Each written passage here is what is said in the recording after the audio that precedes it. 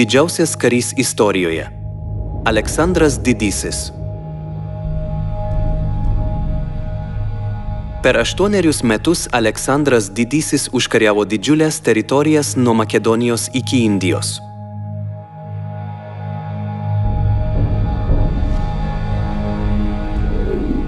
Užkariautose šalyse jis pastatė 70 miestų, pavadintų Aleksandrija. Aleksandras Didysis buvo garsus karvedys, užkariavęs ketvirtadalį pasaulio ir labai gerbiamas. Tačiau net ir toks didvyris mirties akivaizdoje tebuvo paprastas žmogus. Vieta, kurioje po mirties bus paguldytas mano kūnas, yra vos keli kvadratiniai metrai. Kad įgyčiau šios jardus, nugalėjau nesuskaičiuojamą daugybę priešų ir nubėgau 1000 mylių. Sulaukęs 33 metų, jis mirė svetimoje šalyje nuo aukštos karštinės. Nors jis turėjo viską, kas materialiai vertinga, galią, turtus ir garbę, jam nepavyko pasiruošti amžinajam pasauliui ir galiausiai mirė.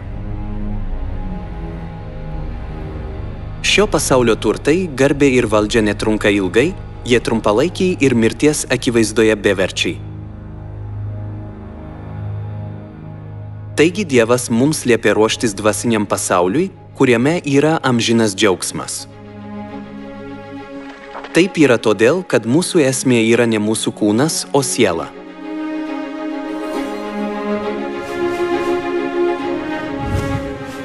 Nesididžiuok rytdieną.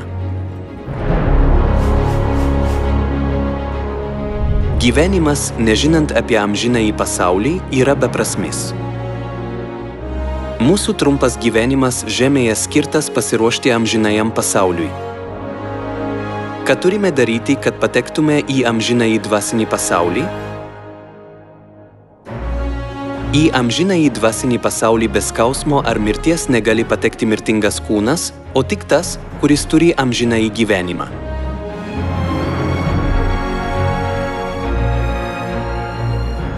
Tada kaip galime turėti amžinąjį gyvenimą? Kai valgome Jėzaus kūną ir geriame jo kraują, galime turėti amžinąjį gyvenimą. Jėzus pažadėjo, kad pasfos duona ir vynas yra jo kūnas ir kraujas. Taigi, tie, kurie per pasfą įgyja amžinąjį gyvenimą, gali patekti į dvasinį pasaulį ir laisvai keliauti visatoje.